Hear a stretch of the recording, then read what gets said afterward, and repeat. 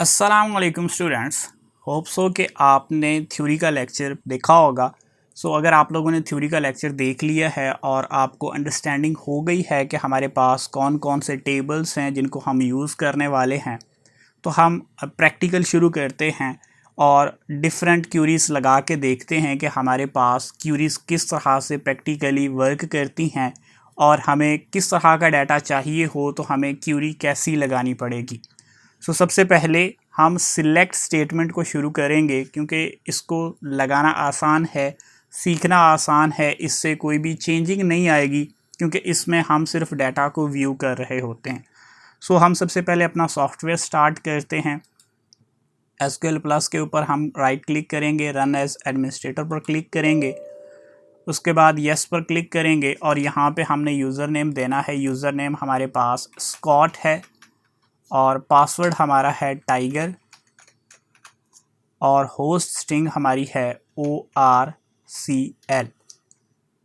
उसके बाद हम ओके के बटन पर क्लिक करते हैं तो अब हम डेटाबेस के साथ कनेक्ट हो चुके हैं। सिलेक्ट स्टेटमेंट के अंदर हमारे पास जो सबसे ईजीएस्ट क्यूरी है या सबसे आसान क्यूरी है वो है सिलेक्ट स्टैटिक फ्रॉम टेबल का नेम। जैसा कि हमने लास्ट वीडियो में देखा था कि हमारे पास दो ही टेबल्स हैं, एक एम्प का टेबल है और एक डेप्थ का टेबल है। मैं यहाँ पे एम्प के टेबल से सारा डाटा सिलेक्ट करता हूँ। प्रैक्टिस के लिए आप चाहें तो आप भी एम्प से सारा डाटा सिलेक्ट कर लें, या अगर आप अपनी अलग से एक्सरसाइज करना चाहें तो उसके लिए आप सेम क्यूरी जो है वो डेप्थ के टेबल के ऊपर लगा के देख लें, आपके पास डेप्थ के टेबल का रिज़ल्ट आ जाएगा। सिंपल क्यूरी लगाने से पहले या कोई भी क्यूरी लगाने से पहले मैं अपना लाइन साइज़ और पेज साइज़ जो है उसको डिफ़ाइन कर लेता हूं ताकि रिज़ल्ट जो है वो मुझे क्लियर शो हो। मैं यहाँ पे लाइन साइज़ कर रहा हूँ 99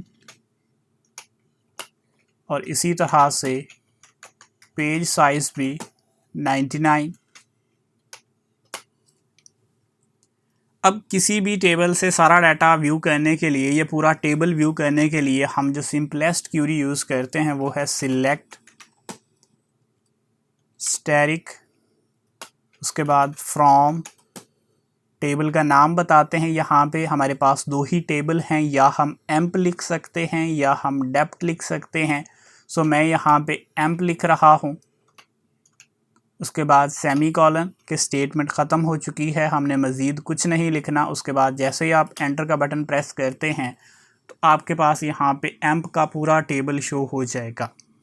अब आप अपनी प्रैक्टिस के लिए जब आप क्यूरी लिखें तो आप चाहें तो आप फ्रॉम एम्प की जगह पे आप फ्रॉम डेप्थ लिख दें ताकि आप डिपार्टमेंट का टेबल जो है उसको सारे का सारा व्यू कर सकें, या उसमें जितना डाटा है वो सारे का सारा आपको शो हो सके। एक तो इसका ये फ़ायदा है कि हमें पूरा टेबल शो हो जाएगा, लेकिन मोस्ट ऑफ़ द टाइम हमें पूरा टेबल नहीं चाहिए होता, हमें टेबल के अंदर कुछ कॉलम्स देखने होते हैं। अगर तो हमने सारा टेबल देखना है तो उसके लिए हम स्टैटिक यूज़ कर लेंगे, या अगर हम सारे कॉलम्स के नाम नहीं लिखना चाहते तो हम स्टैटिक यूज़ कर लेते हैं। अगर हम सारे कॉलम्स देखना चाहते हैं लेकिन हमें ये तरतीब नहीं चाहिए, हम चाहते हैं कि तरतीब जो है ये सीक्वेंस जो है वो कॉलम्स का वो हमारी मर्ज़ी का हो, कॉलम्स भी सारे हों। अगर आप स्टैटिक यूज़ करेंगे तो सीक्वेंस वही आएगा जिस सीक्वेंस के साथ ये कॉलम्स जो हैं वो टेबल के अंदर या डेटाबेस के अंदर सेव हैं। अगर आप इन कॉलम्स का सीक्वेंस चेंज करना चाहते हैं तो उसके लिए आपको कॉलम्स के नेम खुद से लिखने पड़ेंगे। मिसाल के तौर पे अगर मैं ये कॉलम के नेम खुद से लिखता हूँ, और ऐसा मैं क्यों करूँगा, ऐसा मैं सिर्फ तब करूँगा जब मुझे ये सारे कॉलम्स जो हैं वो अलग किसी सीक्वेंस में चाहिए। मिसाल के तौर पे मैं कहता हूँ मुझे ई नेम पहले चाहिए तो मैं ई नेम पहले लिख दूँगा। उसके बाद मैं कहता हूँ कि मेरे पास जॉब शो हो, जॉब का कॉलम शो हो। उसके बाद मैं कहता हूँ मेरे पास हायर डेट का कॉलम शो हो। उसके बाद मैं कहता हूँ कि एम्प नंबर का कॉलम शो हो। उसके बाद MGR, उसके बाद सैलरी, उसके बाद कमीशन और फिर डेप्थ नंबर। एक तो आपको यहाँ से ये पता चल गया होगा कि अगर हमने एक से ज़्यादा कॉलम्स लिखने हैं तो हर कॉलम के दरमियान हमने कॉमा लगाना है। सो जब भी हम 2 कॉलम्स लिखेंगे तो 2 कॉलम्स के दरमियान कॉमा आएगा। सिलेक्ट के बाद कॉलम के नेम से पहले कॉमा नहीं आएगा, यहाँ पे कॉमा नहीं लगाना, और लास्ट कॉलम के बाद कॉमा नहीं आएगा। उसके अलावा हम जितने भी कॉलम्स लिखेंगे यहाँ पे हर कॉलम के दरमियान में हम कॉमा लगाएंगे। अगर हम कॉमा नहीं लगाएंगे तो स्टेटमेंट के अंदर एरर आ जाएगा, सो कॉमा लगाना ज़रूरी है। अब मैंने ये सारे कॉलम्स के नाम लिखे हैं। खुद से क्यों लिखे हैं? क्योंकि मैं इसका सीक्वेंस जो है, यानी कि डेटाबेस के अंदर ये जो टेबल सेव है उसके अंदर जो कॉलम का सीक्वेंस है वो नहीं देखना चाहता, बल्कि मैं अपनी मर्ज़ी से कॉलम का सीक्वेंस जो है टेबल के अंदर वो देखना चाहता हूँ। तो उसके लिए फिर मुझे खुद से ये नेम्स कॉलम्स के जो हैं वो उस सीक्वेंस के साथ लिखने पड़ेंगे जिस सीक्वेंस से मैं देखना चाहता हूँ। सो अब मैंने ये कॉलम के नेम्स जिस सीक्वेंस के साथ लिखे हैं, जिस तरतीब के साथ लिखे हैं, रिज़ल्ट में मुझे ये वैसे ही शो होंगे। यहाँ पे मुझे ये रिज़ल्ट वो शो हुआ है जिस सीक्वेंस के साथ ये कॉलम्स जो हैं वो डेटाबेस के अंदर सेव हैं। मैं अगर 10 दफ़ा भी ये क्यूरी लिखता हूँ तो मुझे हर दफ़ा ये कॉलम्स इसी सीक्वेंस के साथ ही शो होंगे, क्योंकि डेटाबेस के अंदर ये कॉलम्स इसी सीक्वेंस के साथ सेव हैं। अब यहाँ पे मैं सीक्वेंस अपनी मर्ज़ी से हर दफ़ा चेंज कर सकता हूँ। बस इसमें एक चीज़ का ख्याल रखिएगा कि इसमें आप बैक स्पेस करके वापस आ सकते हैं, एरो कीज़ को आप यूज़ नहीं कर सकते। और यहाँ पे किसी भी किस्म की स्पेल मिस्टेक कोशिश करें कि ना हो, जैसे मैंने यहाँ पर की है कि हायर डेट के स्पेलिंग मैंने गलत लिख दिए हैं। सो आप कोशिश करें कि आप कोई भी स्पेल मिस्टेक ना करें। सो अब मुझे ये दोबारा लिखने पड़ेंगे। मैं दोबारा लिख लेता हूँ हायर डेट, उसके बाद MGR, उसके बाद सैलरी है, और उसके बाद कमीशन, और देन मेरे पास है डेप्ट नंबर। अब सेकंड लाइन में ये कॉलम किस टेबल के हैं, मैंने वो टेबल का नाम बताना है। ये मेरे पास एम्प के टेबल के अंदर ये सारे कॉलम्स मौजूद हैं। सो मैं यहाँ पे फ्रॉम एम्प लिखूँगा, उसके बाद सेमीकोलन लगाऊँगा। डेप्ट नहीं लिख सकता क्योंकि डेप्ट के अंदर ये कॉलम्स मौजूद ही नहीं है, सो मेरे पास रिज़ल्ट नहीं आएगा। एम्प के अंदर ये सारे कॉलम्स मौजूद हैं, ये एम्प के टेबल के अंदर ये सारे कॉलम्स मौजूद हैं, इसलिए मैंने फ्रॉम एम्प लिखा है। अब अगर मैं इसको एग्जीक्यूट करता हूँ तो आप देख सकते हैं कि मेरे पास ये कॉलम्स के जो नेम हैं वो उस सीक्वेंस के साथ आए हैं जो मैंने यहाँ पे लिखा है। यहाँ पे मैंने ई नेम पहले लिखा है तो ई नेम पहले आया है, जॉब उसके बाद लिखा है तो उसके बाद यहाँ पे जॉब शो हुआ है, उसके बाद हायर डेट लिखा है तो यहाँ पे हायर डेट आया है, उसके बाद मैनेजर नंबर लिखा है तो यहाँ पे मैनेजर नंबर आया है। सेम जिस सीक्वेंस के साथ मैंने यहाँ पे सिलेक्ट के बाद कॉलम्स के नेम लिखे हैं उसी सीक्वेंस के साथ मेरे पास कॉलम्स के नेम आए हैं। और फ्रॉम के बाद मैंने टेबल का नाम लिखा है। सो सिलेक्ट के बाद हम हमेशा कॉलम का नाम लिखेंगे और फ्रॉम के बाद हम हमेशा टेबल का नाम लिखेंगे। अब ये दोनों सिचुएशंस तो हो गई कि हमने पूरे कॉलम्स सिलेक्ट किए हैं, ये पूरा टेबल हमने देखना है। अगर हमने पूरा टेबल नहीं देखना, हमने कुछ स्पेसिफिक कॉलम्स को देखना है, तो उसके लिए हम क्या करेंगे? उस सिचुएशन में हम सिर्फ़ और सिर्फ उन कॉलम्स के नाम लिखेंगे जिनको हम देखना चाहते हैं।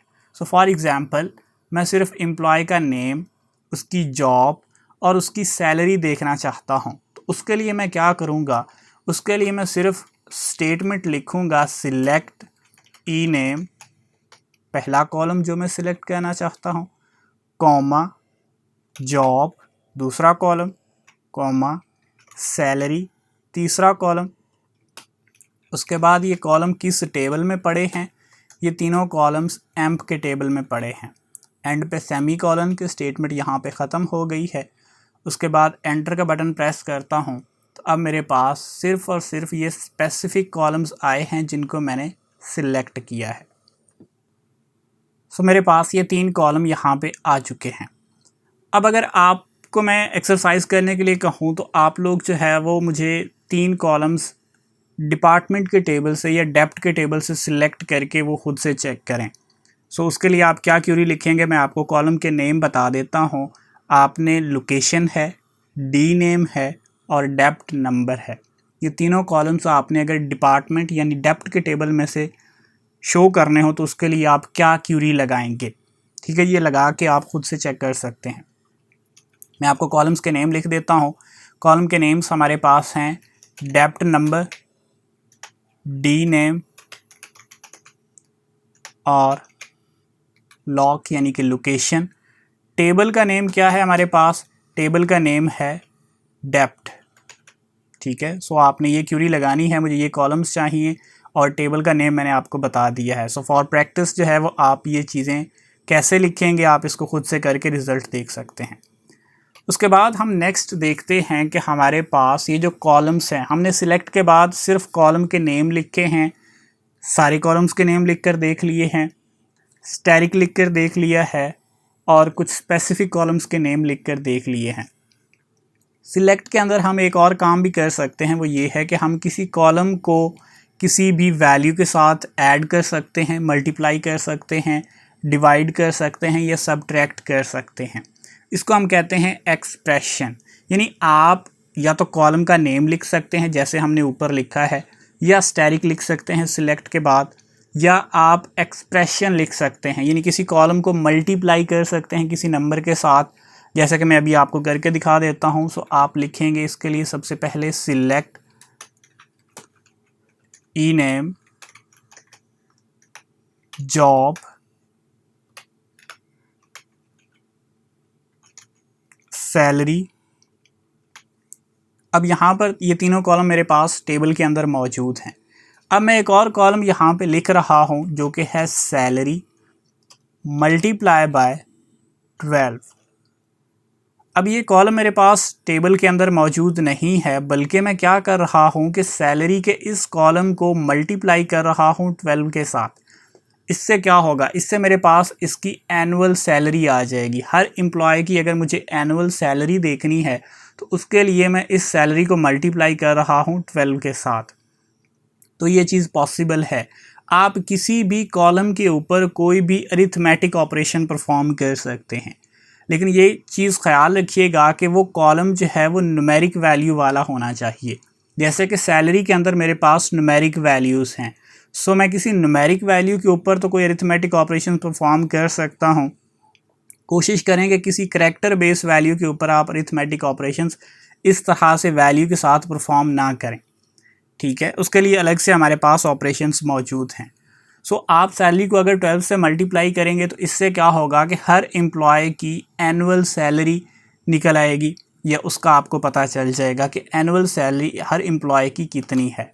सो इसके अंदर भी सेम फ्रॉम के अंदर हम लिखेंगे फ्रॉम एम्प, क्योंकि टेबल तो एम्प का ही है, सेमी कॉलन और एंटर का बटन प्रेस किया।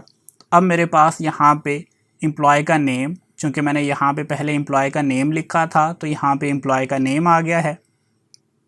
उसके बाद मैंने जॉब लिखा था तो एम्प्लॉय की जॉब आ गई है हर एक की। उसके बाद सैलरी। तो ये तीनों कॉलम्स तो सेम वैसे ही हमारे पास आए हैं जैसे हमने यहाँ पहले भी सिलेक्ट किए हैं। फ़र्क सिर्फ क्या हुआ है कि यहाँ पे हमने एक्स्ट्रा सैलरी के कॉलम को मल्टीप्लाई किया है 12 के साथ, तो यहाँ पे मेरे पास हर एम्प्लॉय की एनुअल सैलरी भी शो हो रही है। सो इस तरह से आप किसी कॉलम के ऊपर कोई भी अरिथमेटिक ऑपरेशन परफॉर्म कर सकते हैं। कंडीशन वही है कि वो कॉलम की जो वैल्यूज़ हैं वो न्यूमेरिक होंगी, तो आप उसको अरिथमेटिक ऑपरेशन परफॉर्म करेंगे तो वो सक्सेसफुली परफॉर्म हो जाएगा। अब इसमें एक चीज़ का जो ख्याल रखना है आपने, वो है प्रीसीडेंस। प्रीसीडेंस का मतलब ये है कि आप कौन से ऑपरेशन को पहले परफॉर्म करना चाहते हैं। मिसाल के तौर पे अगर मैं लिखता हूँ select E name job 12 multiply by salary plus 100 comma 12 multiply by parenthesis salary plus 100। अब मैंने यहाँ पे दो जगह पे अरिथमेटिक एक्सप्रेशन लिखा है। सो यहाँ पे मैंने क्या किया है, यहाँ पे मैंने विदाउट पेरेंथेसिस जो है वो 12 को सैलरी के साथ मल्टीप्लाई किया है और उसमें प्लस 100 कर दिया है। यहाँ पर मैंने सेम वही काम किया है, लेकिन फ़र्क सिर्फ ये है कि इसमें मैंने पेरेंथेसिस को यूज़ कर लिया है। सो ये आपको देखना पड़ेगा कि आप कौन सा ऑपरेशन पहले परफॉर्म करवाना चाहते हैं। सो यहाँ पे मेरे पास सैलरी जो है वो पहले 12 से मल्टीप्लाई होगी, फिर उसमें 100 ऐड होगा। यहाँ पे मेरे पास सैलरी में 100 पहले ऐड होगा और 12 के साथ वो बाद में मल्टीप्लाई होगा।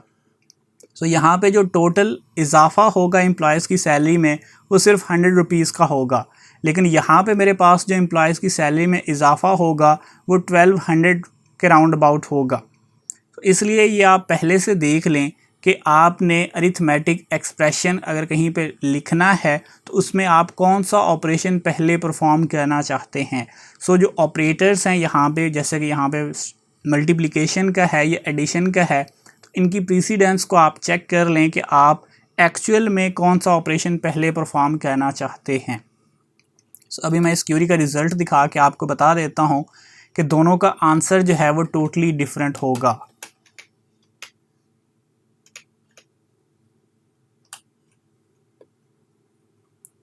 तो आप देख सकते हैं कि मेरे पास यहाँ पे अलग वैल्यूज़ आ रही हैं सैलरी की और यहाँ पे अलग वैल्यूज़ आ रही हैं सैलरी की। हालांकि दोनों एक्सप्रेशंस के अंदर मैंने सैलरी को 12 से मल्टीप्लाई किया है और 100 ऐड किया है। फ़र्क सिर्फ ये है कि यहाँ पे मेरे पास मल्टीप्लिकेशन पहले हो रही है, 100 बाद में ऐड हो रहा है। यहाँ पे 100 पहले ऐड हो रहा है और 12 के साथ मल्टीप्लाई बाद में हो रहा है। सो इस तरह से हमारे पास किसी भी कॉलम के साथ हम कोई भी अरिथमेटिक ऑपरेशन परफॉर्म कर सकते हैं। सो होप सो कि आपको इस सिंपल से और बेसिक से लेक्चर की अंडरस्टैंडिंग हुई होगी। आहिस्ता आहिस्ता हम देखेंगे कि सिलेक्ट स्टेटमेंट के अंदर हम और क्या क्या ऑपरेशंस कर सकते हैं।